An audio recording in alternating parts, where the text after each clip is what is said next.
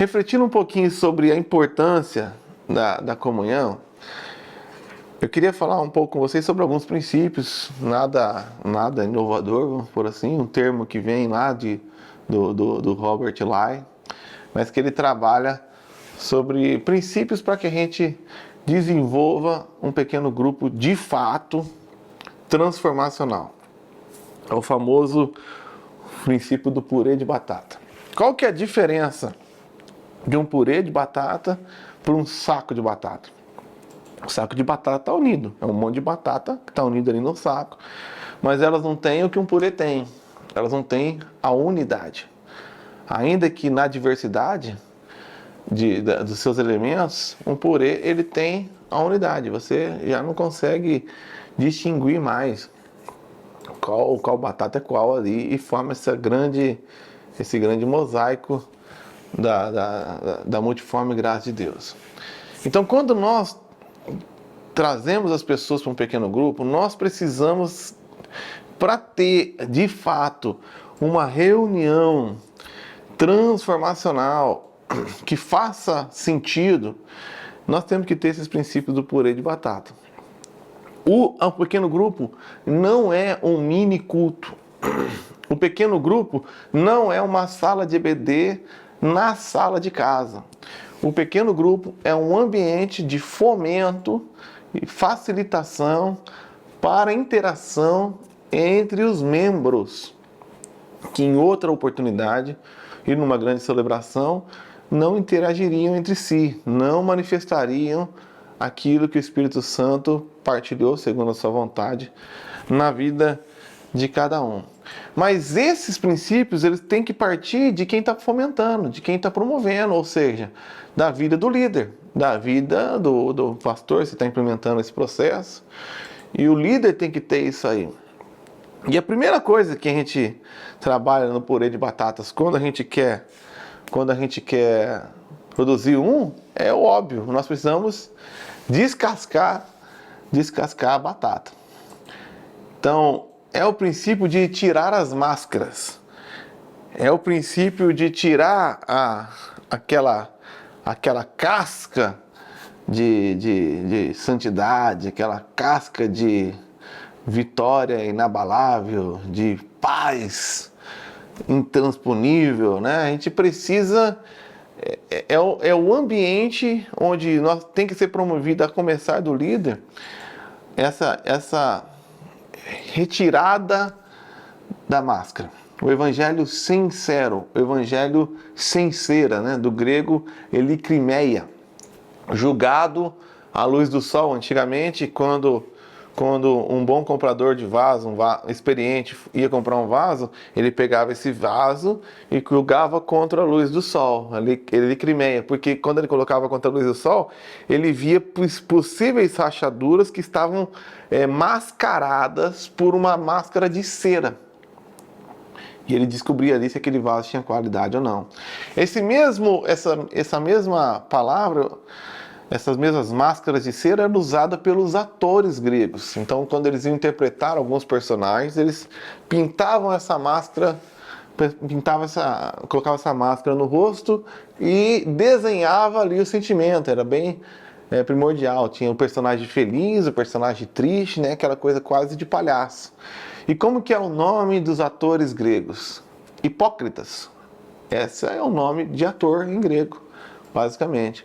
Então, nós precisamos romper essa hipocrisia, nós precisamos romper essa máscara, tirar a nossa casca e manifestar ali nesse ambiente. Então não é um ambiente de ensinar, é um ambiente de transformar. Promover esse ambiente onde um grupo pequeno de 8 a 10 pessoas vão sendo incentivadas pelo meu exemplo, não, porque as palavras convencem, mas o exemplo arrasta, a tirar as suas máscaras, a apresentar as suas fraquezas, as suas limitações e tentar, nesse ambiente de sinceridade, serem transformados pela palavra que foi ministrada ali no domingo ou que a gente vai estar meditando nesse pequeno grupo. E depois que a gente tira a casca da batata, o que a gente faz? A gente coloca a batata na água, né? Na nossa analogia aqui, suspeita, a água simboliza a palavra. Nós precisamos mergulhar agora essas pessoas descascadas na palavra, para que elas possam ali se tornar mais maleáveis, né? Então, nós nesse ambiente, depois que é quebrado ali, por isso que essa é a ideia do quebra-gelo, né? A ideia do quebra-gelo é simplesmente, não é fazer uma brincadeira, que às vezes até pode se tornar constrangedora, é simplesmente fazer a pessoa se abrir. Então você pode fazer um quebra-gelo sem quebra-gelo nenhum, sabendo, por exemplo, fazer uma pergunta certa para aquele ali, que vai fazer aquele ali falar do Flamengo, aquele do Botafogo, e quando você vê todo mundo abriu a boca, quebrou o gelo, e a gente começa com o líder impulsionando ali de alguma maneira, abrindo o seu coração, porque o nosso objetivo é que no final todos ali no seu momento de fala abram seus corações e agora descascados nós imergimos todos eles na palavra, no texto que foi meditado no culto de domingo ou que está proposto para o estudo ali, porque é a palavra que gera vida onde a morte, é a palavra que gera transformação, é a palavra que pega esse vale de ossos secos e transforma num exército poderoso. A palavra é a grande ferramenta de transformação que a gente não pode abrir mão nos nossos pequenos grupos. E depois que a gente pegou essa batata, descascou, mergulhou na palavra, ou enquanto isso, nós temos ali a figura do fogo, né? Que é a questão da intercessão. É o fogo que vai cozinhar ali, na nossa analogia, o fogo é a oração, é a intercessão. Nem sempre a batata consegue visualmente ver o fogo, mas ela consegue sentir os seus efeitos. Não necessariamente a intercessão é algo que a gente possa estar fazendo ali, se bem que todo momento, depois que todo mundo se abriu, depois que meditamos na palavra, não tem um ambiente melhor de a gente perguntar, ou alguém tem um pedido de oração e colocar uma pessoa para orar um pelos outros ali, e a gente cozinhar bem essa batata, porque se não tem oração, não tem o agir de Deus. E se não tem o agir de Deus, não tem transformação. Quem opera a transformação é o Espírito Santo. Quando a gente faz. Quando a gente ora, é Deus quem faz. Então a gente precisa valorizar a oração como um meio validado e ordenado por Deus para que a gente veja o agir de Deus na nossa vida. E uma batata mal cozida é uma batata dura demais, né? E difícil de amassar. A gente precisa ter essa conscientização do poder da oração do líder, tanto na intercessão diária pelos seus liderados, quanto por esse momento ali de oração real, pelas reais necessidades do outro, conduzir aquela pessoa a estar orando por aquele pedido que lhe foi apresentado durante toda a semana. E isso vai gerando um vínculo entre os irmãos, a ponto que na semana que vem eu estava orando por você aqui a semana toda, eu vou perguntar como é que ficou aquela situação que eu estou orando, resolveu, como é que ficou aquilo ali. Então a gente precisa promover esse ambiente. E por fim, depois que a batata foi descascada, mergulhada na água e cozinhada, tá quentinha e molinha, o que a gente faz? A gente amassa. Amassa e junta tudo. Essa é a questão da comunhão, da questão da interação, da questão da vida unida, né?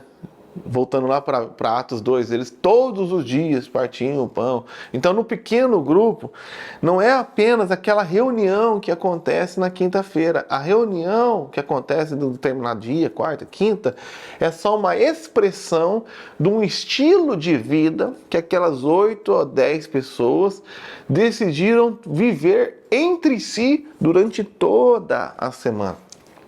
Agora que todos estão descascados, agora que todos estão imersos na palavra, agora que todos estão ali sentindo os efeitos da intercessão do fogo uns pelos outros, é a hora de ser promovido na vida do pequeno grupo, não como apenas um evento que acontece na agenda da igreja como uma estratégia de crescimento, não, como um estilo de vida que aquelas pessoas decidiram ter entre si, promovidas pelo líder. Então, a gente não tem célula todo dia, mas eu entro em contato, o líder entra em contato semanal com todo mundo, a gente vai no aniversário daquele, quando tem aniversário na igreja é a célula que vai, quando o fulano de tal tem que ir para o hospital, não tem que deixar o filho com esse cara daqui, e aqui a gente vai buscando ali, por isso que é importante, né, também essa busca por afinidade, às vezes no primeiro momento para formar esses pequenos grupos, facilita muito, quando tem coisas em comum, casais com filhos, entre outras coisas. Então a gente vai viajar junto de férias, a gente vai sair para comer depois do culto junto, e a gente vai junto assistir um filme no cinema, e na sexta-feira a gente vai combinar para jogar boliche, e os caras dali vão jogar bola, não é uma panela lá, que outros caras que eles querem trazer para a célula. Então vai se amassando e as vidas vão se confundindo entre si, a ponto de se tornarem uma unidade. Esse é o poder que a gente chama do purê de batata. Então, quando você encontra um ambiente como esse, né? Jesus falou assim, eu oro para que vocês sejam um, e quando vocês forem um, o mundo vai saber que vocês são meus filhos. Um, assim como eu e o Pai somos um, vocês têm que se tornar um. E o pequeno grupo é o melhor ambiente. Então você tem que entender por que muitas vezes os nossos PGMs não vão para frente. Por que muitas vezes os nossos PGMs não parecem atrativos, atraentes. Porque eles não passam de um mini culto xarope que a gente faz num ambiente desfavorável. Ou uma mini EBD que só o pastor tem capacidade de ministrar, e quando cai na mão de um auxiliar, ele não se sente apto, obviamente, porque ele não tem mestrado, doutorado em teologia, para compartilhar aquelas profundidades que o pastor está falando toda quinta-feira ali. Então, o PGM não é esse ambiente, tem um ambiente para isso. De mentoria, de discipulado, de EBD, tem um ambiente de adoração, que é ali o ambiente do culto, de celebração. O PGM é um ambiente transformacional, onde as pessoas abrem os seus corações, descascam ali as suas máscaras, são imersas na palavra, oram umas pelos outros e têm uma vida em comum. E quando todos estão unidos, o poder de Deus se manifesta, e enquanto isso, o Senhor vai acrescentando, os que hão de ser salvos. Esse é o poder da comunhão, esse é o princípio, né, muito conhecido do purê de batata. No próximo vídeo eu quero falar com vocês um pouquinho a respeito de células envolventes e atraentes, alguns princípios para que essa reunião, práticos, para que essa reunião possa promover essa situação da melhor maneira possível. Até lá, fique na paz e até mais.